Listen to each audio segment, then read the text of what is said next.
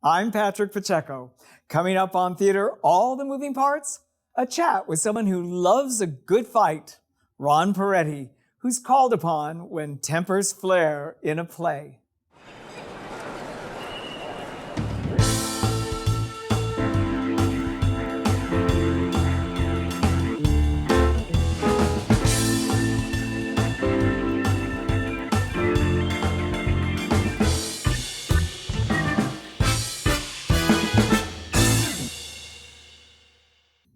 Hello, I'm Patrick Pacheco.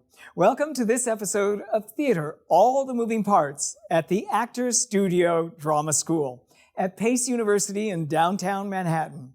I'm here with Ron Peretti, a veteran fight director of theater and film, who turns slapping, slugging, fencing, and other forms of physical tantrums into an art form. He fight directed musicals like West Side Story, In the Heights, and The Last Ship. Welcome, Ron. Thank you very much. It's very good to meet you. It's nice to meet you too. It's nice to be here. Thank you very much for asking. Let me start by asking you, what makes a good fight director? We're storytellers, number one. So we have to tell the story, right? It's about safety. It's making sure it's safe. Respect for the other actor, not doing anything that's going to make them feel uncomfortable or hurt them or anything like that. And the way you do that is through control, eye contact. Oh, I know what's going to happen. It's about collaboration. And in a musical, it's with the choreographer I trust. Right. You mentioned storytelling. So with a fight within the storytelling of a musical or a play, does it have a beginning, middle, and end? In fact, every move has a beginning, middle, and end, because the audience has to go on that journey too. So if it's a slap, say there's a beginning, a middle, and an end, so they can see it. So they can see what's going on. And it can't be too slow, can't be too fast, because then they come out of the story. Or they'll come out, they'll be watching somebody doing something and instead of staying with the story. And it's about that. And every fight there's a reason for the fight. There's a reason that it's happening. Is that where you start when you read a script and you say, why are they fighting? Yeah. Why is this in the script? Many times it's at the end, because it's the climax of the play in a way sometimes. And also, why is that move happening? This move happens, then why does the other move happen? So it comes out of something. So it doesn't come just out of the blue. Just it's a little pushing. All of a sudden it just explodes, and then that's what the story is. Your first Broadway show, obviously, was the musical West Side Story. Actually, the first one was In the Heights. Oh, In the Heights, excuse me. That's right. Yeah. But obviously you were the second one then. It was West Side Story, West Side Story. Because of In the Heights. Was Arthur Lawrence, obviously the director, the Arthur Lawrence revival. Yes. What was the first conversation that you had about Arthur Lawrence? And Joey McNeely recreated the Jerome Robbins choreography. What was the first conversation you had about the fights? Because they probably started from the beginning. Yeah. Gang warfare. Right. He was a man of few words. He said, "No holds barred." And that was it. And so then I started kicks and punches and pushes and all that tussling and wrestling. He said, "No holds barred," so I can. Whatever I could do, and so whatever the actors were able to do, I would, some things we had to adjust, and but no holds barred meant that he wanted violence. Is that a little dangerous of a directive? No holds barred. Were the actors a little nervous about it? No, he told me that. He told you that. He didn't tell the actors. You didn't tell the actors. There's not going to be no holds barred. No, I didn't tell that. I didn't say that. No, But there's a moment in time for me when I have to say, okay, now you make it your own, and it's got to be about intention. What is the intention of this? Just on a fight where the guy hides the money. And I said, well, it's because what's going on here? You want the money, you don't want to give the money.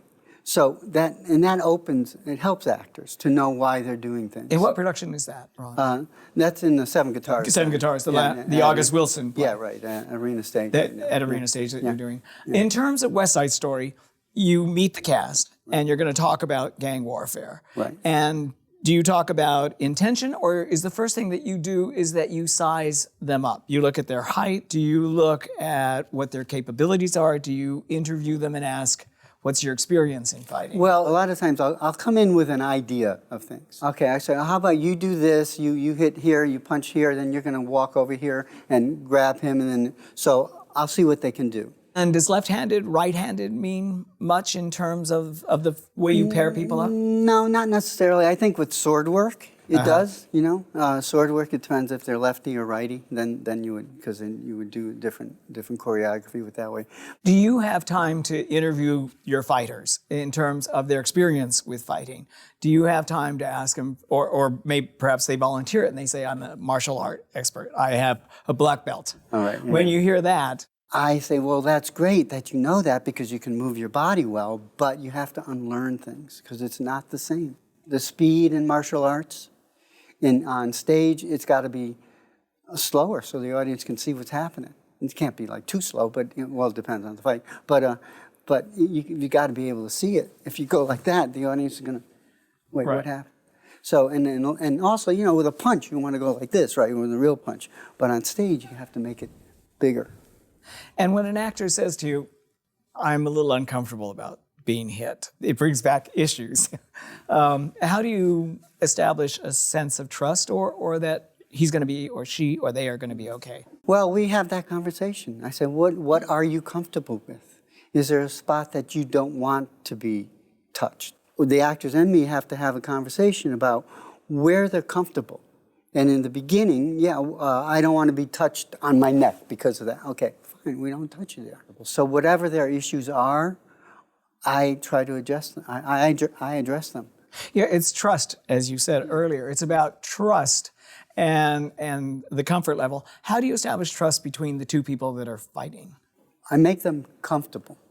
It's about conversation. First of all, we talk about the story with the actors and the director. We say, what is the story here? What is the story of the fight? It's about safety. I make them feel safe. And there's no such thing as improv in a fight. That's fascinating that you mentioned that word. There's no improvisation. No. You can't. No. It's a dance. Right. Okay? And you need to be specific for the story, but for the safety too, because somebody knows that there's a cue. A hand on the shoulder means I have to turn and something's going to happen. Eye contact. So all that stuff is really important. So hopefully that gets the actors comfortable. You mentioned earlier the idea of control. And I think it might interest the viewer to find out that the person that is actually being hit is generally the one in control. Is that correct? Usually the victim is the one who's in control. So if you're getting pushed, you're the one. Like if you were pushing me, I would be the one who's in control of that.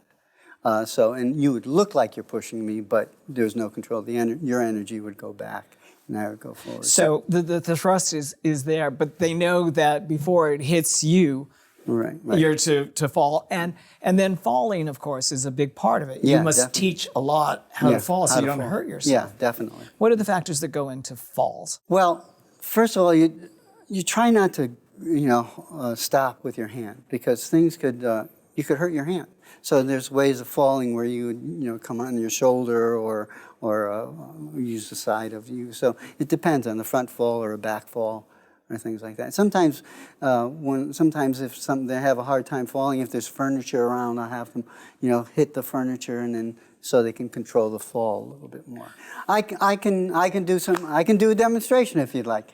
Great. Okay. Let's go. All right, great. Okay. Hi. Yeah. So here we're going to have some demonstration here. This is Dan and Clara. Dan, nice to meet you. Nice to meet you. You're a victim. Very attractive victim. Thank you. I guess we're going to do slaps first. Is that what you want We to do? love slapping. Okay. Slap them around, would you? All right, okay. So what I say when I start teaching slapping is I don't like contact slaps when I really hit somebody. I don't like that. I try to avoid it as much as possible. There is a way to do it if like it's a little slap or something like that. What you would need to do is you would just relax your jaw. And if you're going to slap somebody, you hit yourself first so you feel what it is. And you go with it. So I'm going to do that to you, right? Sure. So it's a little like relax your jaw. And I would just hit like that, boom, right? Mm-hmm. So it would just be a little boom. And I wouldn't go much more than that in the beginning because there's a story in folklore and theater folklore that in a production, this woman got slapped 8 shows a week really hard and got nerve damage. Right. So things can happen. A lot of things can happen if you go and get poked in the eye. I could pop an ear, lose hearing. There's a lot of things that could happen. So that's why I really shy away from contact slaps. Okay. I guess sometimes you need them, but I really try. So, in slapping, right? I always say there's a beginning, a middle, and an end, right? So there's the beginning, and you're going to get to slap Dan in a second, right? So it's the beginning, the middle, and the end, right? You don't want to come down straight down because then the audience doesn't see the hand, right? So, and it's right across, right? And Dan is going to do the nap, and K-N-A-P, which is the sound, right? Right? So, let's see how you do it, all right? Nice. So you're going to, all right? So here. Beginning. Are we doing what kind of? No, you're going to do the nap. Okay. You can do the nap. Okay. Okay. Beginning, middle, And end. All end. right. That was very good. Thank you. So here's what I wanted to do. You're going to like do a little push, like here, and you're going to take a step back and then slap. Okay. Okay? So a little push. So you're like. I'm pushing. Yeah, a little push, right? You okay? Yep. Ready? Thank you.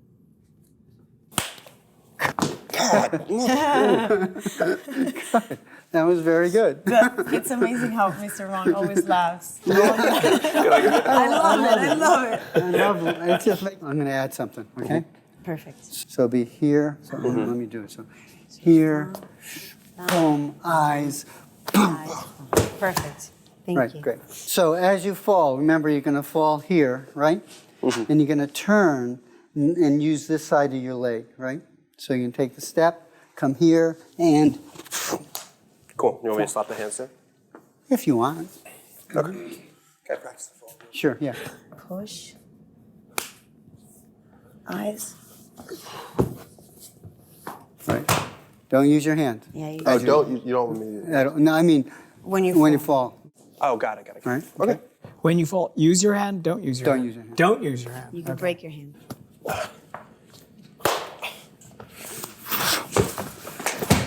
Nice. Beautiful. Very good, guys. That was very funny. Now, what I'd like you to do with intention. Yeah. Okay. Okay. How dare you?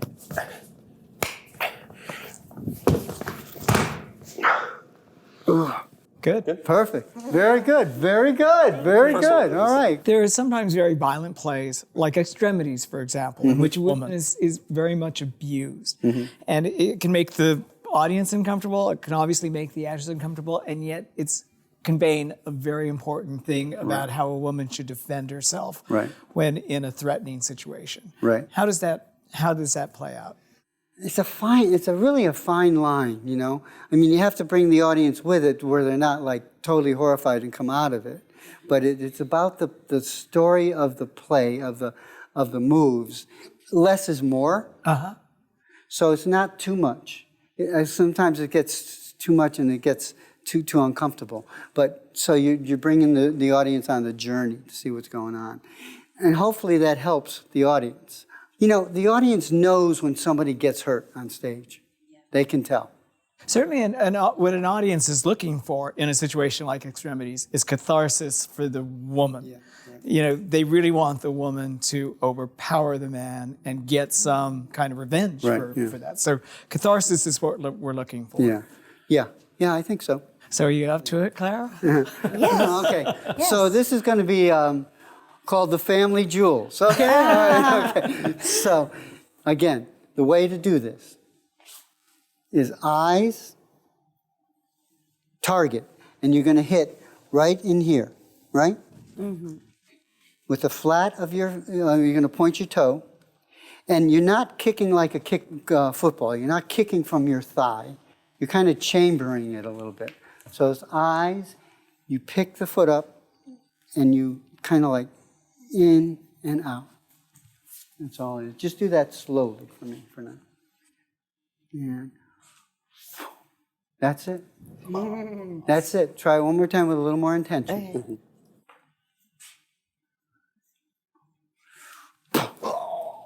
Yeah, perfect. And the thing is, you don't have to go any faster than that. Interesting. A lot of times what happens with actors is they think they need to speed it up. Yeah. And you don't.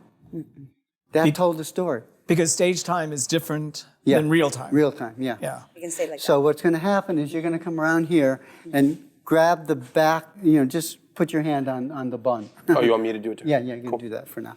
So here, right, and then you put your hand on my hand, 2 hands on mine. Here, and you're going to snap your head back, boom, right? All right, and then you're going to turn. You're going to go over there, right? And then you're going to come back, and you're going to start to come like this, and then it's going to be the I kick, see. right? Everything in this house, I don't know what.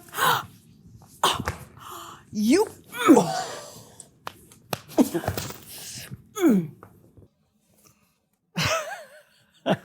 Bravo. Great, excellent. Excellent. Okay. That was a great demonstration. They were Thank you great. so much, Clara. Thank you so much, Dan, for being such good Great, sports. thank you very much. You did a great job, and I'm sure we're going to be seeing you on Broadway soon. Let's hope. That was great. That really filled in a lot of blanks. One of the things that I want to ask you, there can't be improvisation, but at what point does the style of the actor take over? Is there room for that? I always say, forget about the acting in the movement, because it's there. If you're going to throw the punch with the intention, the action is going to be there. I think that with everything that's gone before, their style will be there. They want the money, Yeah, or they want to the- win, or they want to make a point. Right, whatever that is. And I think that happens as the character is created. Why does sometimes stage fighting look fake? I think sometimes the fights go on too long, sometimes, and the audience figures it out, because we're illusionists also. I think, you make a sound, you don't know where the sound comes from. So I say we're magicians, we're dancers, all that stuff. It's also about the actors. If they do things precisely, if there's the prep, if there's the eye contact, all that stuff, and they're not afraid, sometimes they're afraid that they might hurt. You started, obviously, I think you're from Connecticut. Yeah. You were educated in Texas, Yeah. in Chicago. Yeah. And were you ever in a real fight? Oh, when I was a kid, I'd fight like that. I didn't know how to fight. No, and I don't like fight. I hate violence, I tell you. I really do. Really weird. Yeah. I mean, this is my living, but I don't like violence. I like. And did you ever observe an adult fight? And did you ever pick up pointers from that? Yeah, usually a fight is too fast. It's not goes on. In the movies it goes on forever. People get punched like all the time. And you get punched once, forget about it. I'm out of there. But I'll watch that and I'll see what happens sometimes in a fight. You had a fight club, didn't you? Fights Are Us or whatever it was? Yeah, we were. Fights Are Us was when I first started and came to New York. I got involved with a bunch of people. We studied a lot together. And then we would go into the park and we'd go outside the public theater in the park. The Delacorte. In Delacorte and do some fighting, pass the hat. It was fun. And sometimes we would do a thing called Create a Fight, where we would, the audience would give us the name, who they wanted us to be, who wanted to die, all that stuff. We'd go downstairs and create something, come back up at the end, we'd have it with swords and whatever. So we had a lot of fun with that. And have you been in shows where a gun is fired at an actor? Yes, I have. And what are the safety precautions around that? Well, number one is there's only 2 people who have the gun. I have the weapon, the stage manager, whoever, and they always have it in a locked box, and they always open it to show that there's or what the weapons are, and it depends on the load, which is the blank, usually it's a half load or primer or whatever, and you never aim the gun at anybody. You always aim offline, so if anything happens, because if it's a blank, it's an explosion. Things can come out, and things happen. So if I'm in a play and I'm to shoot the person in the stomach, I shoot to the right or to the left of the stomach. How many inches? Is it that precise? I'm not an expert at firing arms, but I know a little bit about it. I know never to aim it, even if it's not loaded. Even if they don't use it or shoot it, you should never point a gun at anybody. When you first read about the accident on the Rust film set, because you do television and film as well, what were your thoughts? The Alec Baldwin, obviously, incident. Yeah. Somebody really messed up. somebody wasn't doing their job. I don't think everything's out about it yet anyway. Right. But I was like horrified. It's like with Brandon Lee when he... Right, again, and these accidents can happen, so I'm sure that's your nightmare. Yeah, definitely. Yeah, definitely. When you're dealing with swords, obviously, or daggers, or anything else like that, when it's period, what are some of the factors that enter into the stage fight of Shakespeare that you're obviously very conversant with? It depends on the period that they want. And if it's like, they say it's very modern, so it's very fencing kind of thing. Or if it's like, there are all these different, Capo de Ferro, there's all these different styles of fighting at the time. So you would do some research with that and see what kind of weapons, what kind of moves they would use. So you do some research with that. And basically it's, again, dancing. It's all choreographed. Something that's new is obviously intimacy coaches or intimacy directors are now on set. You work with them, presumably, as to what can be touched and what cannot be touched. Yeah, I'm not certified for that, but there are different classes that I have taken with that in mind. And it's about, again, respect and where it's comfortable to be touched. And checking in after the intimacy, and what's comfortable. What do you want to do? You don't want to kiss? We could fake that. Right. It's okay. You always have to check in, and even if one thing is fine one day, if it's not the next day, you have a conversation about that. You say, no, I'm not comfortable with that right now. So it's always a conversation. It's about having everybody on board. If they're not comfortable with people in the room, then you don't have people in the room. And the comfort level also is with the audience for some extent. And one of the productions that you worked on was The Miracle Worker.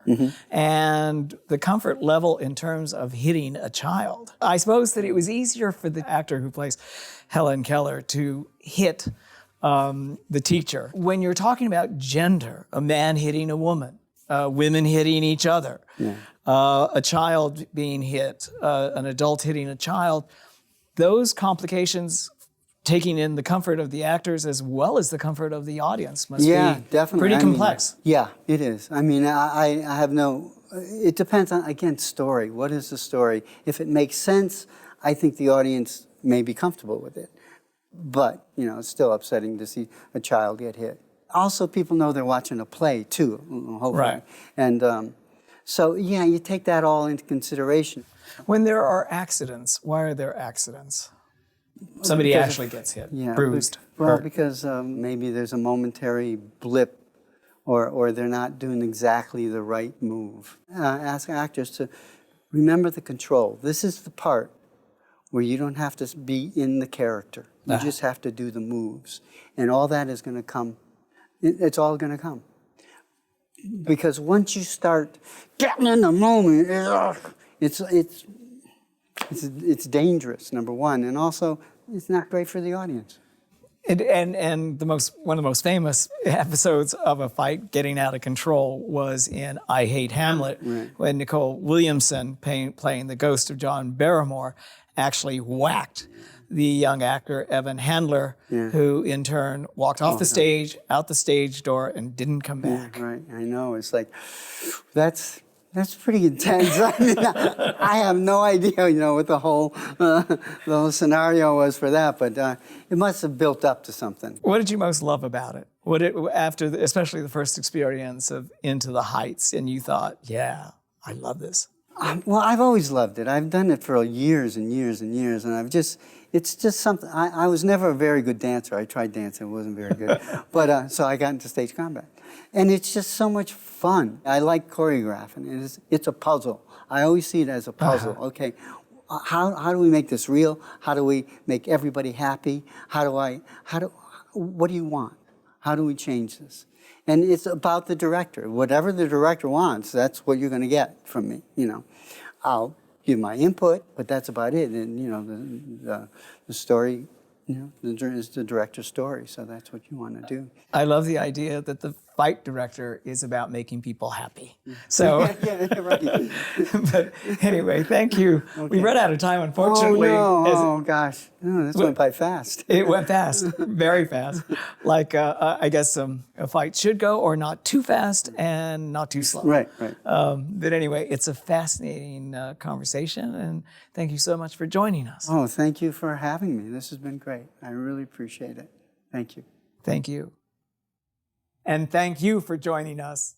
We look forward to bringing you more fascinating conversations with artists and thought leaders as New York Theater, The Fabulous Invalid, regains its invaluable place in American culture. I'm Patrick Pacheco.